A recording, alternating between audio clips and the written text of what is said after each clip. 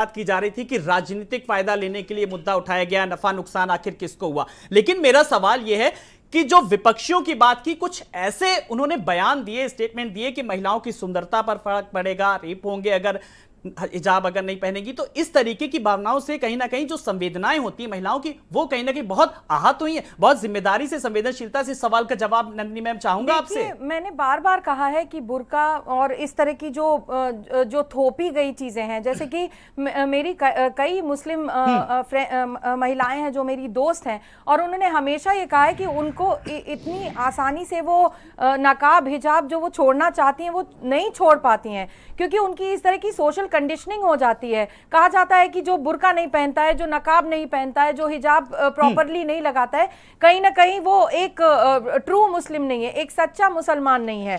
और ये तो पूरी तरह से देखिए 21वीं सदी में अगर आप कह रहे हैं कि अगर आप बुर्का नहीं पहनेंगे, हिजाब नहीं पहनेंगे, नकाब नहीं पहनेंगे और रेप बढ़ जाएंगे, तो मैं तो यही कहूंगी जिसने ये बात कही है, अरे आप अगर आपके इमोशंस कंट्रोल नहीं हो रहे ना, तो आप बुर्का पहनो ना, आप अपनी आंखों को ढको।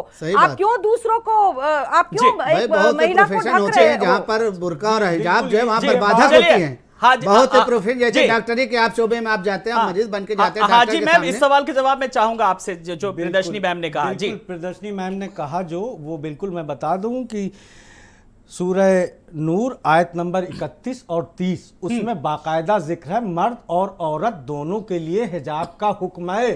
खाली औरतों और लड़कियों के लिए नहीं है, मर्दों के लिए भी उतना ही है। हाँ। अल्लाह ताला ने आयत नंबर 31 में कह रहा है मर्दों से कि अपनी निगाहों को नीचा रखो, अपनी निगाहों को नीचा रखो। अल्लाह ताला ने सबके कान में, आंख पे स्पेशली इसीलिए पर्दा दिया है कि आपको जो चीज देखनी है, जितनी देखनी है उतनी देखिए, उसके आगे आपको देखने का अधिकार नहीं है, बिल्कुल नहीं है। और दाढ़ी रखना मर्द के लिए उतना ही उसी तरह से हिजाब है जिस तरह से।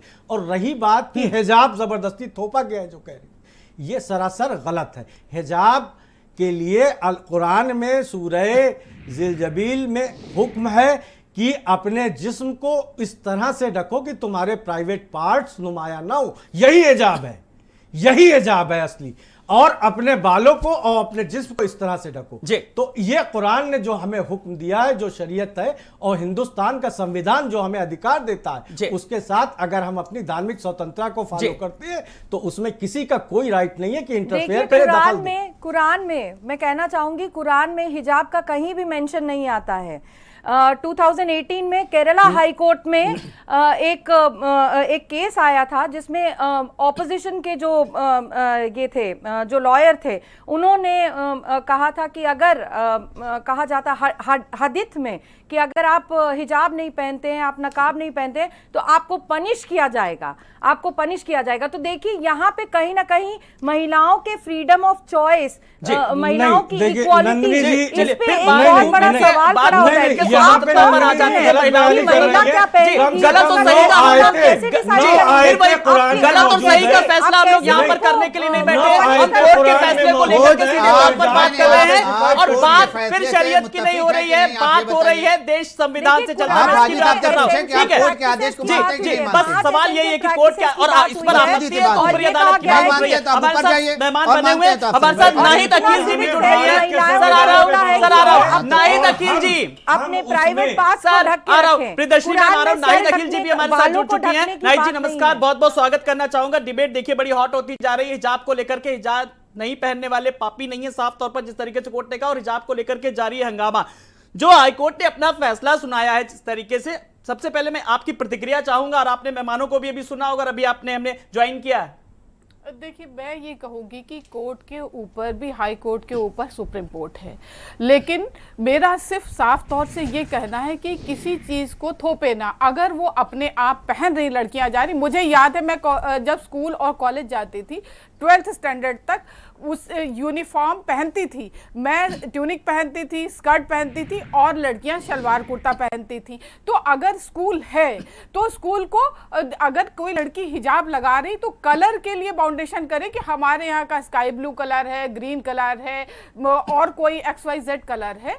लेकिन अभी अगर आप देखें तो सिख मजहब के भी लोग जाएंगे, उनको क्या आप रोक देंगे? इवन आर्मी में है तो क्या आप रोकते हैं? चर्च से क्रिश्चियंस जाते हैं, क्या आप रोकते? तो इससे आप उसके इधर जाकर के सोचिए कि कितनी मुस्लिम बच्चियों की एजुकेशन रुक जाएगी।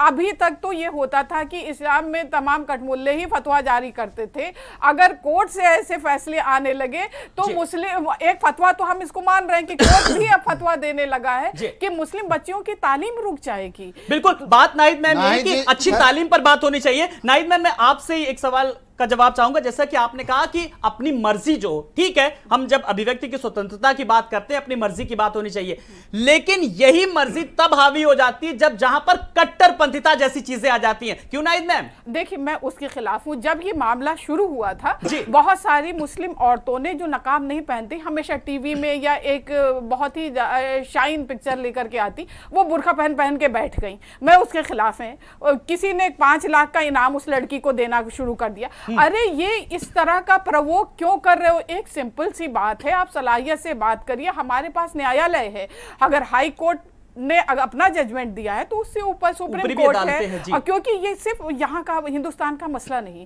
अगर और कंट्रीज में भी देखिए तो लोग बाग गए, कहीं कहीं रोका गया, स्कूलों ने रोका, वो कोर्ट गए, कोर्ट का फैसला उनके हक में आया, तो सुप्रीम कोर्ट है। क्यों इतनी अदालतें बनी हुई हैं?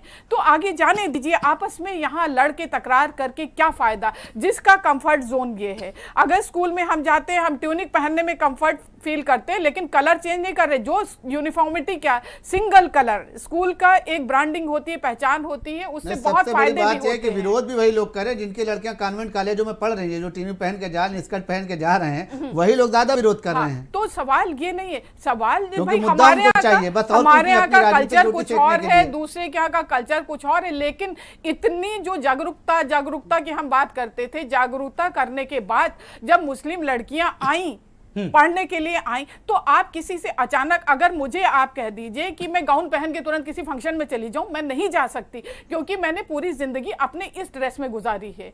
तो किसी को थोपिए नहीं, आप एजुकेशन को प्रमोट करिए कि हमारे मुल्क के ज्यादा से ज्यादा बच्चे पढ़ बिल्कुल सके। कुल मिलाकर घूम फिर के बात वही आ गई। हाजी साहब, आपने सुना कि एक महिला होने के नाते, सामाजिक कार्यकर्ता होने के नाते, उन्होंने भी कहा कोई चीज थोपने की जरूरत नहीं है, आप आजादी की बात करिए, आप अभिव्यक्ति की बात करिए, लेकिन आप शिक्षा पर फोकस करिए, एजुकेशन पर, अच्छी शिक्षा पर फोकस करिए। कहीं ना कहीं बात इस पर होनी चाहिए, सीधी सी बात। जी सर। बहन नाहिद अकील को मेरा सलाम है कि वो इतने बड़े पैमाने पे काम करते हुए भी आज वो हिंदुस्तान की मिट्टी से जुड़ी हुई हैं और हिंदुस्तानियत, जो असली हिंदुस्तानियत है, उससे जुड़ी हुई, इसलिए मैं सलाम करता हूं ऐसी। और देखिए, आपके जज्बे को सलाम कर रहे हैं नाहिद जी। बिल्कुल, नाहिद जी ने जो कहा मैं बिल्कुल मुत्तफिक हूं उससे, क्योंकि देखिए, आज अगर ये कहा जाता कि हमारी स्कूल का यूनिफॉर्म, हमारी यूनिवर्सिटी का यूनिफॉर्म ये है, आप इस कलर का हिजाब लगा के आ सकती है, अन्यथा नहीं, तो इस बात को माना जाता। लेकिन वहां पे कितने बच्चों के एग्जाम साल बर्बाद हो गए,